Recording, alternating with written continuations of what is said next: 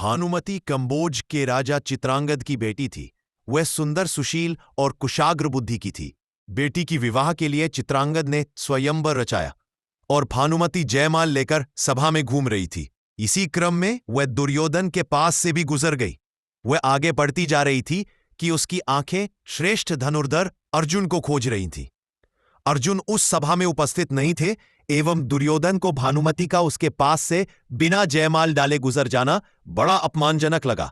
उसने तत्काल भानुमति का हाथ पकड़ा और खींचकर स्वयंवर से बाहर खड़े रथ पर बिठा लिया। साथ में भानुमति की प्यारी सहेली सुप्रिया भी थी। सुप्रिया स्वयंवर में भानुमति के साथ ही चल रही थी, इसलिए जब भानुमति का अपहरण हुआ तो वह भी भानुमति के साथ आहर चली।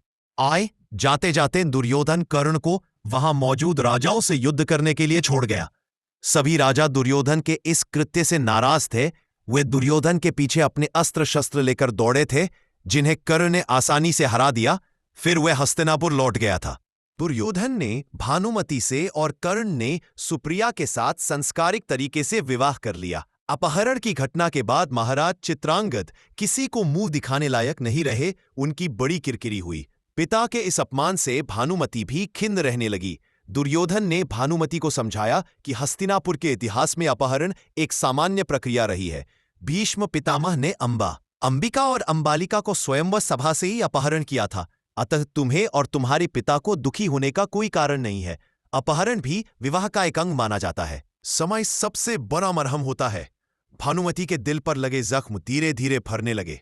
महाभारत के स्त्री पर्व में गांधारी कहती है कि अब भानुमति हंसने बोलने लगी है। वह दुर्योधन के साथ मल्ल युद्ध में भी भाग लेने लगी है। यहां तक कि कई बार वह दुर्योधन को हरा भी देती है।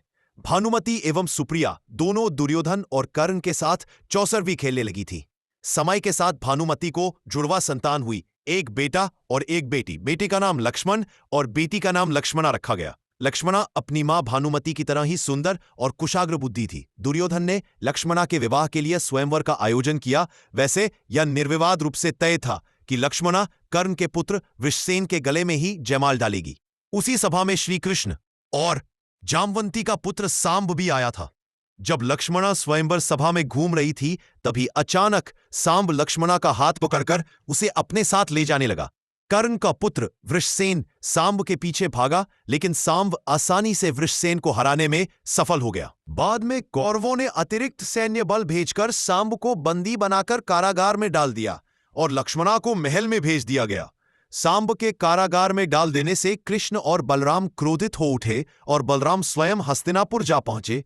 उन्होंने भीष्म पितामह से सांब को कारागार से मुक्त करने की बात की, लेकिन दुर्योधन नहीं माना तो हलधर ने अपने हल को हस्तिनापुर की जमीन में गाड़ दिया, जिससे भूकंप की स्थिति उत्पन्न हो गई। भानुमति कृष्ण की भक्त थी। वो कृष्ण की एक मूर्ति सदैव अपने साथ रखा करती थी, इसलिए भानुमति को कृष्ण के परिवार से कुंभा जोड़ने में कोई बुराई नजर नहीं आई। उसने दुर्योधन को समझाया था कि जो कर्म आपकी बेटी के साथ हुआ है, वही कर्म आप मेरे पिता की बेटी के साथ भी कर चुके हैं। अतः जैसी करनी वैसी भरनी। जब आपको उस समय यह बात बुरी नहीं लगी थी, तो अब क्यों बुरी लग रही है?